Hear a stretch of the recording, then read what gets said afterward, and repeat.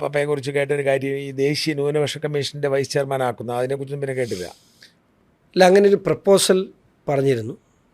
പക്ഷെ അത് എന്തോ ആകട്ടെ, PC ജോർജും പത്മജ വേണുഗോപാലും മത്സരിക്കണം എന്നുള്ളത് ഡൽഹിയിൽ നിന്നുള്ള തീരുമാനമാണ്. അപ്പോൾ അവർ രണ്ടുപേരും മത്സരിക്കണം എന്നുള്ള കർശനമായ ഒരു നിലപാട് മുകളിൽ നിന്ന് അറിയിച്ചിട്ടുണ്ട്. അത് എവിടെയാണ് എങ്ങനെ ബാക്കി പാർലമെൻറ്റ് ബോർഡ് തീരുമാനമായിരിക്കും. ഈ പാലായം മത്സരിക്കാൻ തീരുമാനിച്ചത് അതുകൊണ്ടാണ്. ഇപ്പോൾ നമ്മൾ ചർച്ച ചെയ്ത എല്ലാത്തിൻ്റെയും കൂടെ സാരാംശം എടുത്താൽ BJPയുടെ അടുത്ത പടിയാണ് പാല. പാല പോലെ പൊട്ടൻഷ്യലുള്ള പാലായിൽ എത്ര വോട്ട് കിട്ടിയാൽ ജയിക്കാൻ പറ്റും?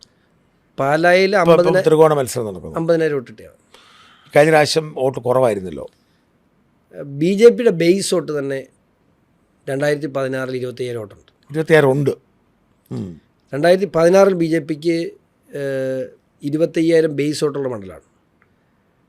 അത് അന്ന് മോദി എഫക്റ്റ് ഇല്ല, മോദി തരംഗമില്ല, മോദിയുടെ ഒരു ഗവൺമെൻറ് ഫോം ചെയ്ത് വന്നതേ ഉള്ളൂ.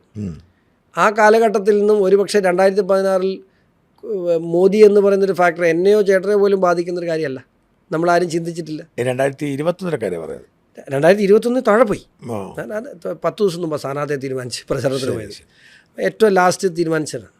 പക്ഷേ 2014 പക്ഷേ മോദി ഒരു ഇമ്പോർട്ടൻറ്റ് ഘടകമായിരുന്നു. അല്ല 14 അധികാരത്തിൽ വന്നു. പക്ഷേ 2019 മുതലാണല്ലോ ഒരു മോദി തരംഗം ഉണ്ടായത്. ഞാനൊക്കെ 2018-19 മോദിയെ എതിർക്കുന്നവരാണ്. കാരണം അത് BJP എതിർക്കുന്നത് മാത്രമല്ല, നമ്മളുടെ മനസ്സിൽ മോദി ആരാധന തുടങ്ങിയിട്ടില്ല. ഇപ്പം ഏതൊരു സാധാരണ മലയാളിയുടെ മനസ്സിലുണ്ട്. 25,000 വോട്ടിൽ നിന്നും ഇപ്പോൾ അത് 40,000 ആയി എന്നുള്ള കാര്യത്തിൽ എനിക്ക് സംശയം. അത് തദ്ദേശ തെരഞ്ഞെടുപ്പിൽ 24,000 വോട്ടാണ് വന്നിട്ടുള്ളത്. BJPക്ക് 24,000 വന്നിട്ടുള്ളൂ.